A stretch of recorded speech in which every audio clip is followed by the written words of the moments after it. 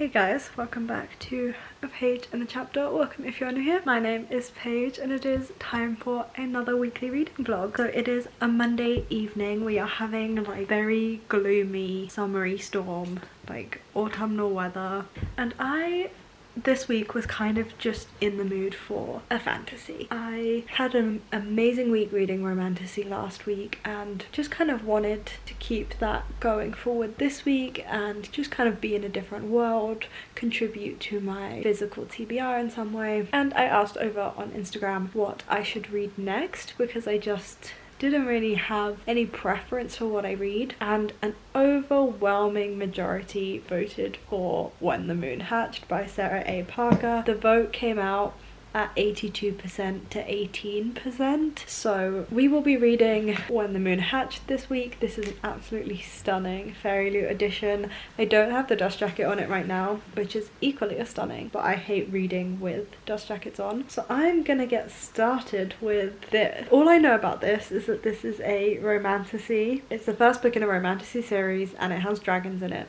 And that is all I know about this. I've heard mostly average reviews. I've heard that it definitely takes a while to get into and that there's big chunks of this book that really just didn't need to be there. But I'm very intrigued to see how I find it and if those are deal breakers for me, because sometimes I think just being in a world, even if it is filler, even if it's not amazing like content, sometimes I find that helps me enjoy the important content even more. I don't think I'm making much sense, my head is pounding. But basically I really want to read this book and form my own opinion on it because I'm hearing so much hype surrounding this and I love romantasy books and I love dragons, so I feel like I should give this one a go. So I'm gonna get started with this and I probably like realistically won't update you tonight, but I will catch up with you guys tomorrow to talk about initial thoughts, how far I get on this book, etc, etc.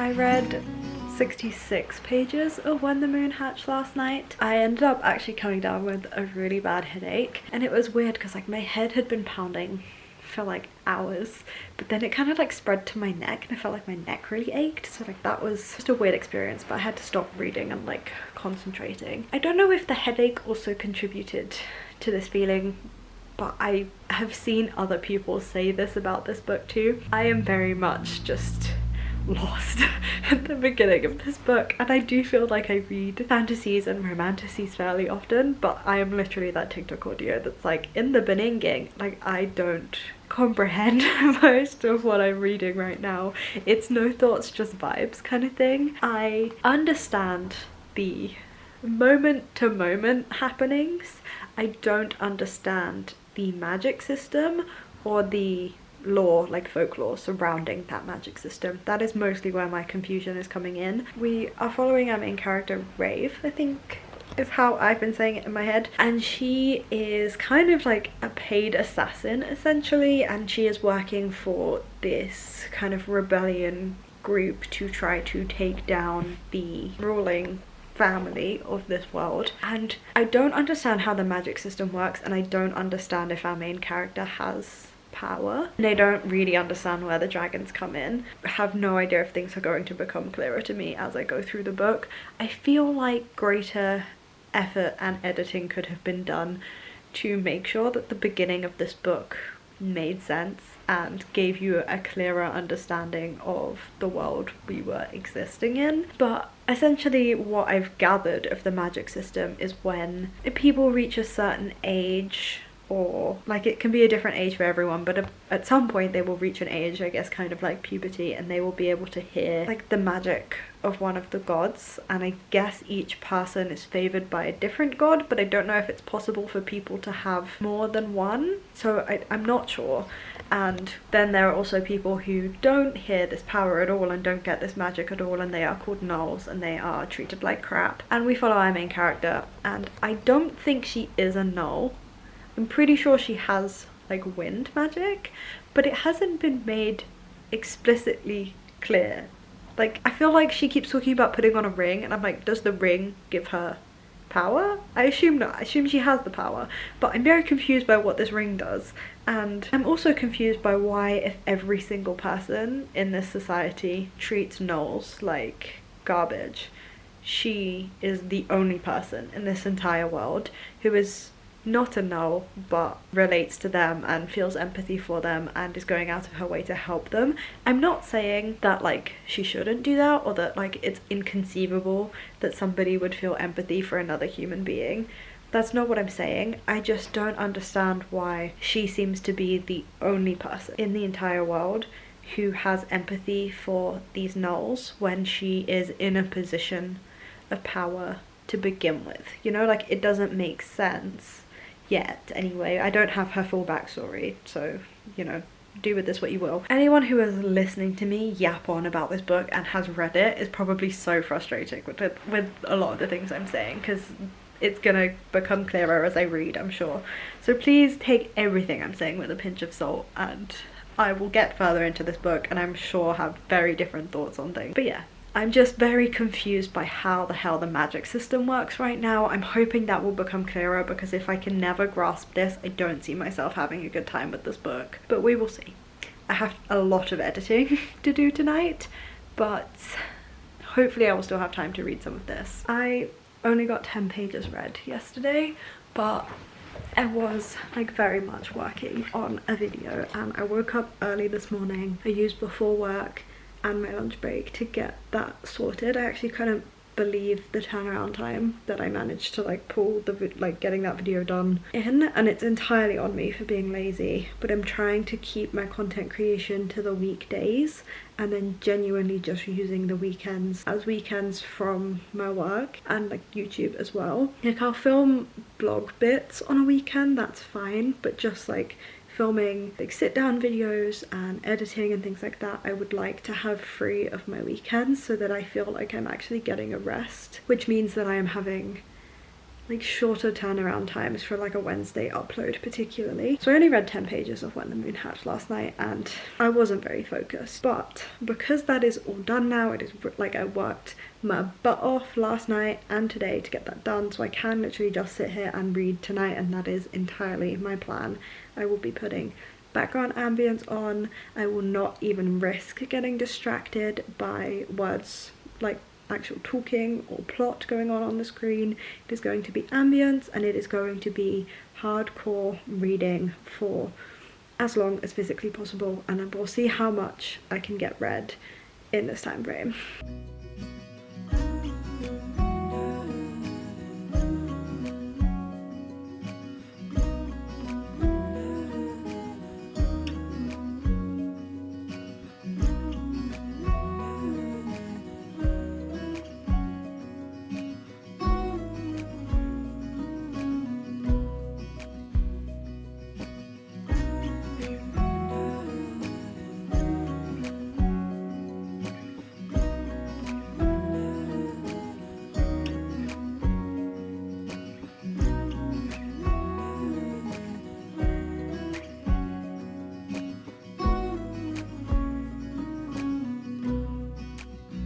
I have made it to the 100-page mark, and I'm still not really vibing with this story. Like, I just don't feel any kind of connection or care for it, and I want to. I'm hoping that this will be kind of similar to, is it The Wren in the Holly Library that I read when I said that I wasn't feeling it, but I just needed to wait for like the romance to kick in, and then that turned out to be true and ended up loving that book. I'm hoping that can be the same here, but why am I 100 pages in and still don't really feel like I'm into the plot of this book at all? Like, are the first 100 pages that necessary if we're still not into the plot, or are we into the plot? And it just feels very like scene to scene to scene. I'm not getting any kind of sense of like thread, and I don't really understand how anything links together yet. I don't know, I really want to like this book, like so badly want this to be a favorite for me, but right now I'm just really struggling to understand where this story is gonna go. So that's my 2 cents at the 100-page mark. I'll see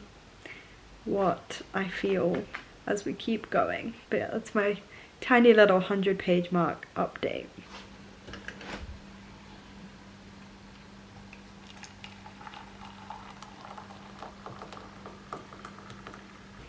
Good morning, guys. Every light in this house is on because it genuinely feels like we went from autumn to January overnight. I woke up this morning and like had to put the light on because it was so dark. So it is going to be the coziest day.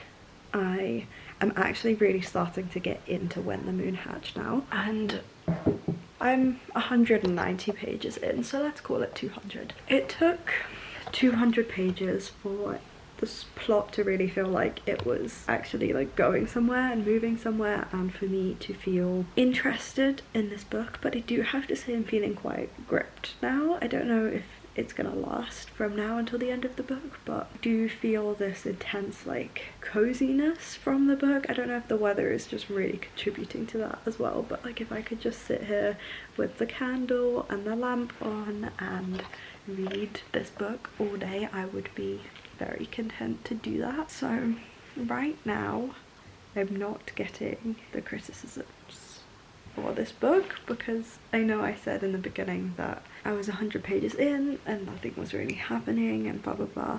I will say that I read those 100 pages or 200 pages, like the past 200 pages. I feel like I've read them quite quickly. I know it's been spread out over a period of days, but I haven't been reading very much each day, which will hopefully be rectified today. So I do kind of feel like the first 200 pages have gone by really quickly, and it doesn't necessarily feel like it's taken 200 pages for things to get moving. It's early and I have not had my caffeine yet, so if I'm not making any sense, that is why. I'm just really enjoying the vibes of this morning. Basically, I'm really enjoying reading this book. I'm really enjoying the cozy dark vibes. I'm really enjoying having my tea whilst I read, it being cold, me being in a sweater, like having a very cozy, vibey, wholesome morning, and I'm really enjoying it. So I'm gonna get back to it and then catch up with you guys later. It took 300 pages, guys, but we have a plot.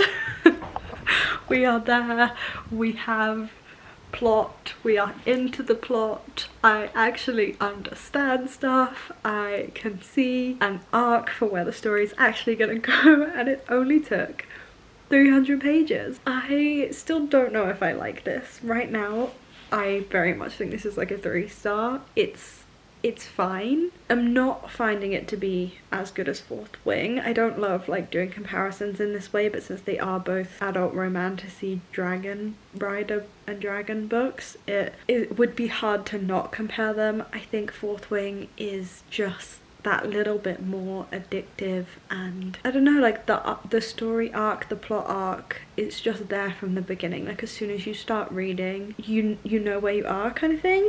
And in this book it just doesn't feel like it really has that. Like for the first 300 pages it has literally just felt like jumping from scene to scene and idea to idea with no real link between them or any idea of how this is building to a wider story or building to a relationship or building to a big plot point. And it has taken 300 pages to go, like that's what's happening. There's been hints, and I wouldn't say that where we've got to in the story is shocking or unsurprising, but I do think a lot of the first 300 pages could have maybe been edited.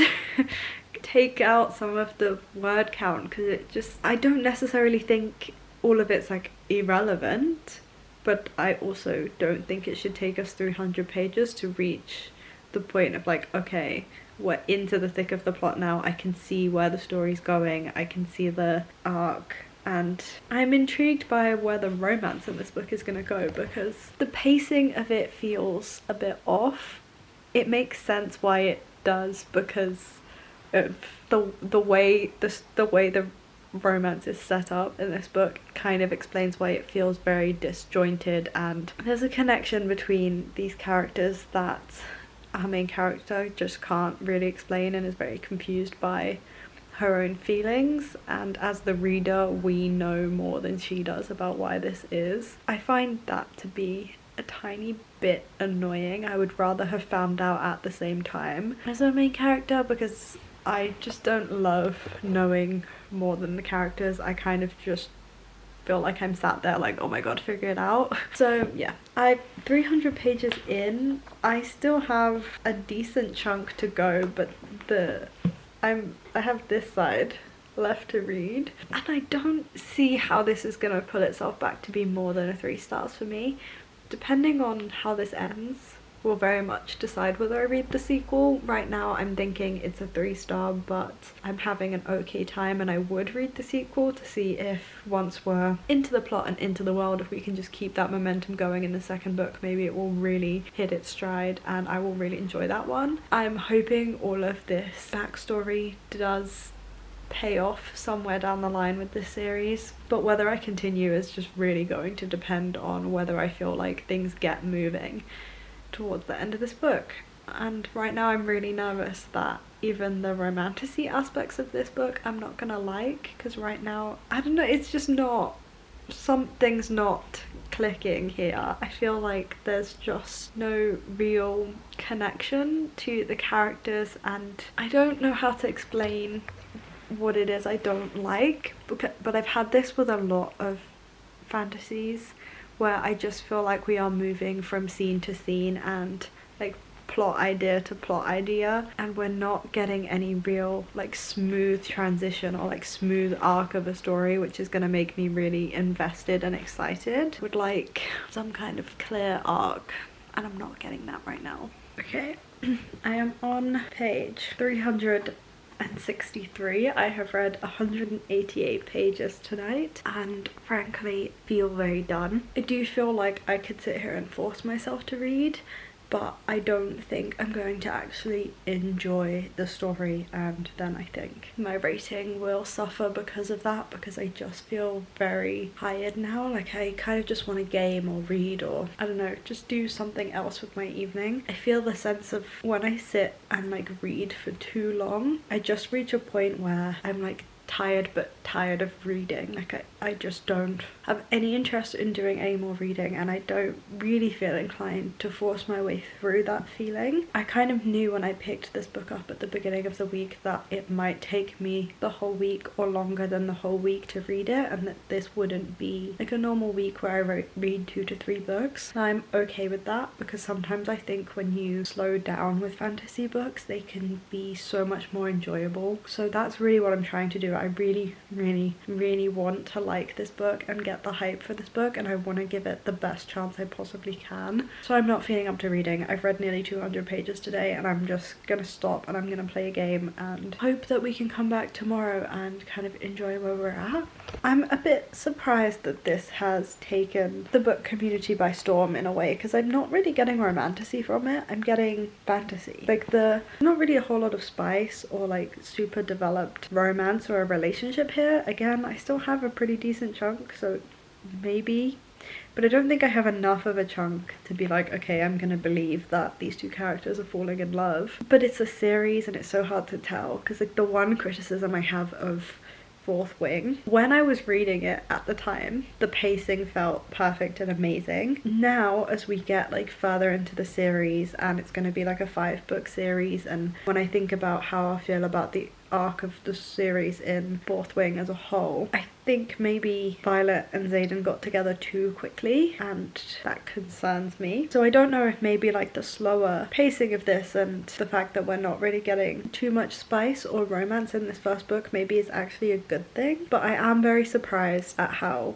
popular this has become. I feel like normally romantasies get huge because they're quite spicy, and don't know if the fantasy is that good in this book to warrant why it's so popular. Like, I'm not getting an amazing fantasy from this. I think it has such interesting magic and folklore, and I love the idea, and just for the idea alone I think I would be willing to give the second book a go. But I've already kind of criticized this book in that it very much just feels like we're moving from like scene to scene and like idea to idea with no real kind of arc. I don't feel like we're building towards anything. It feels just very like, here's the characters in this scene, here's the characters in another scene, let's see what happens if we put them in this scene. Oh, this is popular in romantasy, let's add this in and see what happens with these characters. That's like very much the vibe that I'm getting. And then it's not spicy either, so I'm just very surprised by where the hype for this has come from. But the idea is cool. The like folklore surrounding this is that there's like dragons, and when the dragons decide it's their time to die, they'll like go into the sky and become a moon, and they'll still kind of look like a dragon. There are the different kind of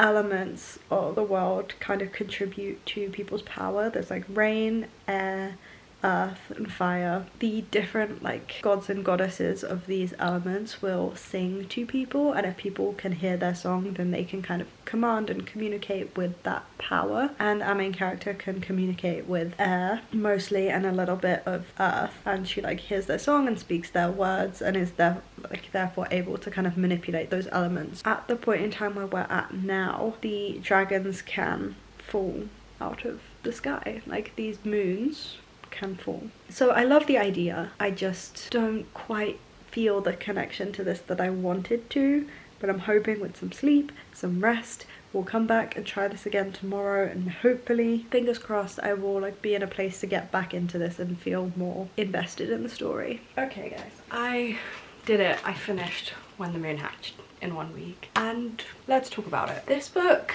kind of sucks. I gave it 2.5 stars in the end. I don't believe it warrants anything more than just exactly split down the middle. This was just so very meh. Like, I didn't have a bad time reading it, but I didn't have a good time either. I will say, I was watching some of my clips back when I was editing the start of this video, and I can very much see when I said earlier in this vlog that people who have read this book are probably screaming at the screen right now because of everything I was saying. I was right, and you guys probably were screaming. A lot of the things that I took issue with in the beginning did get more clear. The magic system became a lot more clear. The reason why our character cares so much about these things did become more clear, although not necessarily to her. I do think that existing in this world and reading these pages did massively contribute to my ability to understand what was going on. Like, just the sheer act of continuing to read the book and spend more time in this world made things clearer. And I do think there's a lot of good here. I actually think the fantasy aspect is really quite interesting.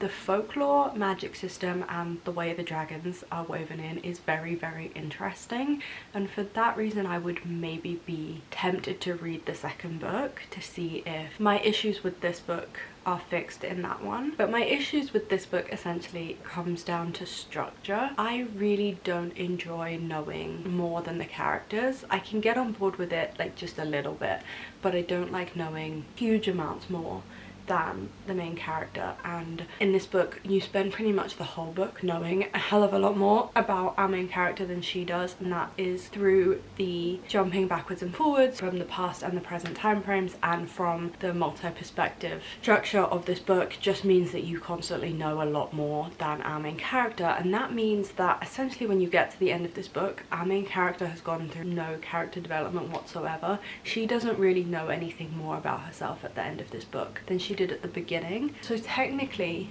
we as the audience know more, but it doesn't feel like we've gained anything or learned anything after these 550 pages. Kind of feels like a wasted time. A lot of the mid reviews for this book, which I went and read after I rated it, kind of said the same thing. Like, they feel like a lot happened and nothing happened at exactly the same time, and I think that feeling comes from the fact that our characters have undergone absolutely no growth. Our male love interest is still absolutely like obsessed with her, like unwarrantedly obsessed with her and in love with her. I kind of think that where the issue is coming from is that because of the multi-perspective nature of this book and the different time periods kind of flashing back and forth between different people and different time periods, the reader constantly knows more than the characters do, and there's no real like big climax to this book where information is revealed or anything that like drives the story forward massively. So you kind of get to the end of this book and yes, you do feel like you've learned things about these characters, but these characters haven't learned anything about themselves at all. And because there's no big like